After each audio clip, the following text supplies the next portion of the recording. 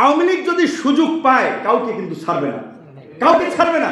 ছাত্র নেতৃবৃন্দকে আমরা চিনি, কর্মসূচির সময় 1500 টাকার মাইক ভাড়া দেওয়া লাগতো যাদেরকে, তা এখন 7000 টাকার ইউনিয়নের পাঞ্জাবি আর এলাকায় গেলে 150 গাড়ির বহর নিয়ে শোডাউন দিচ্ছে। ঠিক, এদিকে ছাত্র নেতৃবৃন্দের মধ্যে মানুষের প্রত্যাশা ছিল ছাত্ররা নিজের সর্বস্বটুকু দিয়ে জাতির মুক্তির জন্য লড়াই করেছে, করবে। আগামীর বাংলাদেশ বিনির্মাণে ছাত্রদের উপরে, তরুণদের উপরে মানুষ ভরসা রাখবে। কিন্তু সেই ছাত্র নেতারা, ছাত্র নেতৃবৃন্দ আজকে কলঙ্কিত ইতিহাস রচনা করছেন। এইটা যদি চলতে থাকে তাহলে তরুণদের রাজনৈতিক ভবিষ্যৎ অন্ধকার। অবশ্যই এই গুটি কয়েক তরুণ সমগ্র তরুণদের প্রতিনিধিত্ব করেন, এই বিষয়ে আমাদেরকে পরিষ্কারভাবে মানুষের সামনে আমাদের অবস্থান ব্যাখ্যা তুলে ধরতে হবে। শেখ হাসিনার সময়ও আল রাজি কমপ্লেক্সের চিপায় অফিস নিয়েছিলাম, পতনের পরেও কিন্তু এখনো এই আল রাজিটি আছি। আমাদের অবস্থার কিন্তু পরিবর্তন হয় নাই, অনেকের হইল।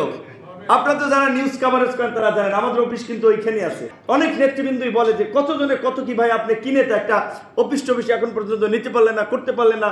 আমরা তো সুবিধার জন্য লড়াই সংগ্রাম করি নাই। গণ অধিকার পরিষদ পরিষ্কারভাবেই বলছে যে বাংলাদেশে একটা নতুন ধারা রাজনীতির সূচনা করতে চায়। আজকে যে রাষ্ট্র সংস্কারের আওয়াজগুলো জোরে সরে উঠছে, 2021 সালে গণ অধিকার পরিষদের ঘোষণাপত্রে আমরা বলেছিলাম একই ব্যক্তি দলীয় প্রধান এবং সরকার প্রধান থাকবে না, কারণ দলীয় প্রধান দলকে রিপ্রেজেন্ট করে, সরকার প্রধান সারা দেশের সব দলের। কাজেই সে যদি সরকার প্রধান হয় তার দলীয় ছোট পদ ছেড়ে দেওয়া উচিত। একই ব্যক্তি দুইবারের বেশি প্রধানমন্ত্রী থাকতে পারবে না।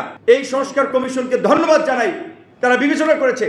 এই প্রস্তাব আমরা দিয়েছিলাম। পৃথিবীর সবচেয়ে শক্তিধর রাষ্ট্র মার্কিন যুক্তরাষ্ট্রের প্রেসিডেন্ট এবং সেখানকার মেয়াদ 4 বছর। বাংলাদেশে এই যে ক্ষমতায়, যেই যায় লঙ্কায় সেই হয় রাবণ, ক্ষমতাকে কুক্ষিগত করা কে না চেষ্টা করেছে বলেন? কোন সরকার ক্ষমতায় থাকতে ক্ষমতাকে দখল করার জন্য, পাকাপোক্ত করার জন্য, স্থায়ী করার জন্য চেষ্টা করে নাই? একজন দেখাতে পারবেন?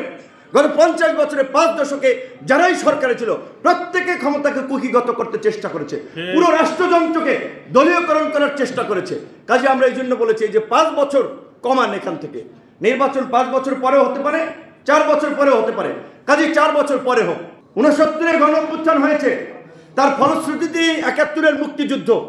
71-এর মুক্তিযুদ্ধের পরে আমরা কি দেখলাম? শেখ মুজিবুর রহমান সাহেব মুক্তিযুদ্ধের সময়ের অবিসংবাদিত নেতা। সেই সময়ের মুক্তিযুদ্ধেরা, মুক্তিযুদ্ধের সংগঠকরা বলেছিল আপনি সবাইকে নিয়ে জাতীয় সরকার গঠন করেন। শেখ মুজিবুর রহমান সাহেব এবং আওয়ামী লীগ শুনে নাই, তারা 70-এর নির্বাচনকে ধরেই 72-ই তারা সেইভাবে পার্লামেন্ট গঠন করলেন। 73-এ একটা সাজানো পাতানো ভোট ডাকাতির নির্বাচন করলেন এবং স্বাধীন বাংলাদেশে আনুষ্ঠানিকভাবে ভোট ডাকাতি এবং বাকশালী ব্যবস্থা, একদলীয় শাসন ব্যবস্থা আওয়ামী লীগের মধ্যে দিয়ে আনুষ্ঠানিকভাবে যাত্রা শুরু করে। 21 বছর পরে ক্ষমতায় এসে একই কাজ করার চেষ্টা করেছে, সফল হয় নাই। 2008-এ এসে কিন্তু দেখেন টানা 16 বছর 4 টার্ম কিন্তু তারা এই ফ্যাসিবাদী ব্যবস্থা কায়েম করার চেষ্টা করেছিল। তো এইবার এই যে যারা আন্দোলন করেছেন সবাই যার যার ধান্দা নিয়ে ব্যস্ত আছেন। আওয়ামী লীগকে নিষিদ্ধ করার প্রশ্নে কোন রাজনৈতিক দলের ছাত্র নেতৃবৃন্দের আমরা শক্ত অবস্থান দেখতে পাচ্ছি না। আওয়ামী লীগ নিষিদ্ধ করার দাবিতে কয়টা কর্মসূচি করেছে কোন দল, কোন ছাত্র সংগঠনের আন্দোলনকারীরা? ধারাবাহিকভাবে কর্মসূচি চালানো দরকার ছিল, কিন্তু আমি বুঝতেছি না কেন তারা আওয়ামী লীগের প্রশ্নে আসলে একটা সুবিধাবাদী অবস্থানে নিচ্ছে, মানে গাছারা ভাব। আওয়ামী লীগ যদি সুযোগ পায় কাউকে কিন্তু ছাড়বে না, কাউকে ছাড়বে না। আর আওয়ামী লীগকে কামব্যাক করানোর জন্য ন্যাশনাল ইন্টারন্যাশনাল অনেক জনের এজেন্ট এখানে কাজ করবে, ফান্ড করবে। কাজেই ছাত্র নেতৃবৃন্দ থেকে শুরু করে সমস্ত রাজনৈতিক দলগুলোকে বলবো আওয়ামী লীগের প্রশ্নে আপনাদের অবস্থান পরিষ্কার করেন।